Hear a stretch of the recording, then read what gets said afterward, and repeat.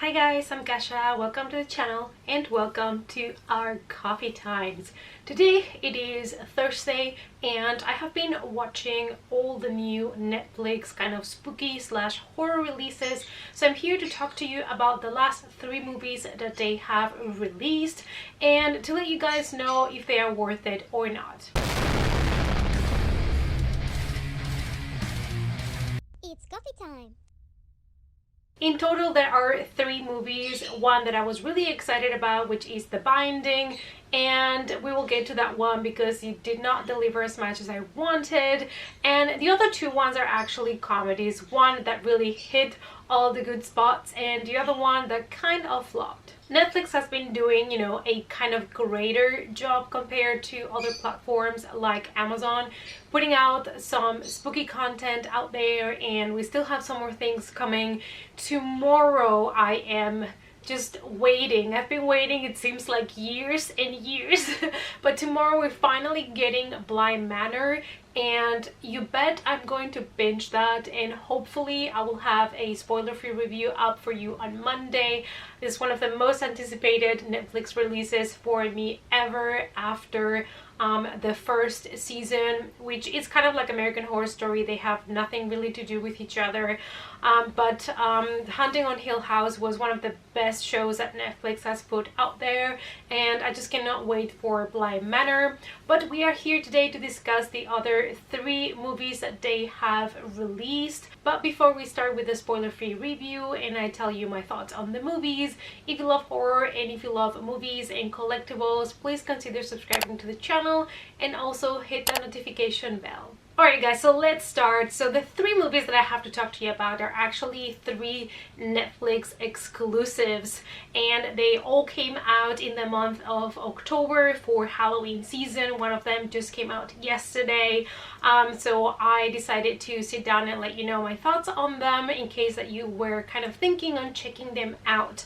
So I'm gonna start with, the lowest rating to the highest so that we end up on a positive note. So let's start with the one that I didn't enjoy so much, and that is sadly the one that I was most excited for, and that is The Binding. This is a new Netflix release, an Italian movie, and we are following the story of a woman that is traveling together with her fiance to go and visit his mother because they have not met yet, and they are traveling also with her daughter.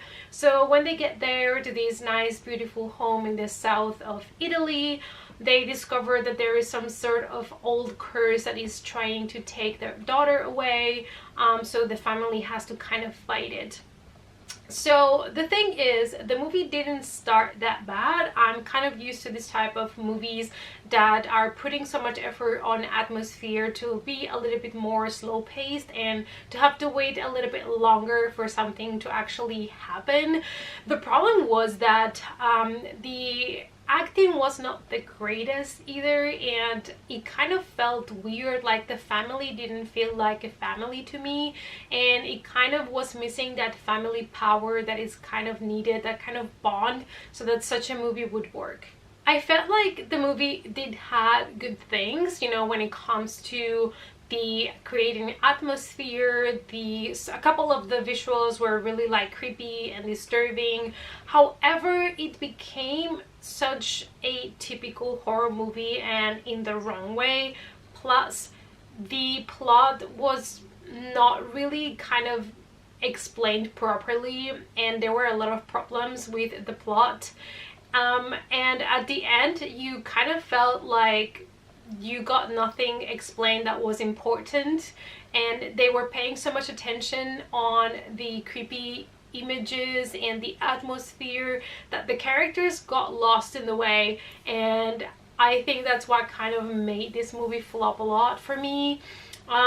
If you like this kind of, curse, amulet, possession kind of movies, maybe you want to give it a try, but for me it was really boring. It got boring too fast and I kind of lost interest. So it's a pity because it does have a couple of good shots, but yeah, it failed for me. Next we have Happy Halloween, and this one just came out yesterday and I gave it 2 stars. So this is a full-on comedy. This is what you're getting, your typical Adam Sandler comedy. And the cast is a very extended cast of faces that you're going to recognize everywhere, especially if you've been watching a lot of other Netflix exclusives. There's a lot of familiar faces as well. The thing with this movie is that some of the running gags that were funny at the beginning, they started overusing them so much that they stopped being funny. We are following Adam Sandler's character, Hubby Dubois, that he lives in Salem and he takes very seriously to protect people and to keep the neighborhood safe. So on the night of Halloween, he always goes out kind of on his own patrol with his bike, trying to ensure that people are not stealing candies, just trying to ensure that everybody's safe. However, this year there is somebody that has escaped from a prison that might be a threat for the neighborhood. There is also your typical like weird neighbor that might be hiding something. Like the amount of tropes and cliches that are used in this movie is really heavy. Like on the one side, you know, there are so many like wings and Easter eggs to other horror movies that is kind of fun to spot, but the humor started kind of going downwards for me. At the beginning I was like, okay, I'm enjoying this, I hear you, like it's kind of fun. There were a couple of jokes that I thought were really intelligent and funny, but then, like I said, a lot of the humor was used over and over again, and it kind of started to lose that strength that it had at the beginning. So this is another movie that started really strong for me, but then it kind of lacked. However, I think, you know, it's a nice kind of fun watch for Halloween. You can watch it like one time, it's fine. It also might be your type of humor. Like I said, I'm somebody that I have a very specific, you know, sense of humor, and not all of these typical movies are going to work for me, but I do know that a lot of people did enjoy this one, so you might want to give it a try. This is a movie, however, that really doesn't have much of a plot. It's just putting together a bunch of horror tropes and horror scenarios from other movies and just like mesh everything together and just make jokes about it. So that's basically what it's about. There's not like a real plot or anything like that. So if you're somebody that actually likes to have a story, even if it's a comedy, then this one might not be for you. And the last movie that I would like to talk to you about, and my favorite of the last 3 new horror movies that Netflix has released, is Vampires versus the Bronx. When I saw the trailer, I didn't know what to expect, but I kind of liked what I saw.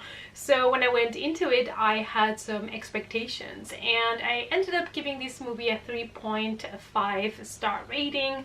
I really enjoyed it. I thought this movie felt nostalgic, even though it was modern, and it was kind of fresh, and I really loved it. Also, I really appreciate that they are doing a horror movie that is bringing some representation to Black people and Latinos and, you know, these kind of neighborhoods, because I don't feel like they're represented enough. So that's another thing that really made me enjoy this movie, to kind of get to see, you know, the culture being represented.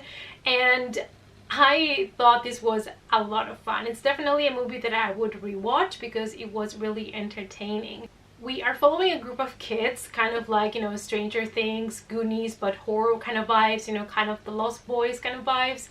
And they start to realize that there is this company, Morneau Enterprises, that is starting to buy off businesses on the neighborhood. Things are changing, and one of the kids starts to tell people that they have vampires in the Bronx and they have to fight back, and of course nobody believes him at the beginning. The movie has a lot of social commentary as well, because it does mention a couple of times throughout the movie that these kind of lower social class people, if they disappear, nobody's gonna notice, nobody's gonna worry about that. So that's why the vampires decided to go and take over the Bronx. And the vampires that you're going to see in this film are your typical vampires. They're pale, they kind of be on the sun. long nails, you know, all of those things. They need blood to survive. The sleeping coffins, all of your typical tropes, you know, like they don't like garlic, afraid of crosses, like all of those things. Like they're full on your typical vampire. It was innocent, it was charming, it was funny, and there was also, you know, your typical story when something is happening in a neighborhood. In between scenes, sometimes you have like a scene of a newscast or a reporter kind of talking about what's happening in the town. So in this case, we have, instead of like a news reporter for television, we have a girl kind of capturing everything for her Instagram live. And that was so genius. That is bringing this movie to the modern world in such an amazing, smart way. I absolutely love that. The finale might have been a little bit weak compared to the rest of the movie, but I still thought it was a very solid film. Like I said, I would rewatch this again. It's a lot of fun, and definitely if you only want to check one out of the three, this should be the one. Alright guys, so these are my thoughts on the last three Netflix kind of spooky slash horror releases. Let me know down below what you thought about these movies. Have you watched them? Are you planning to watch them?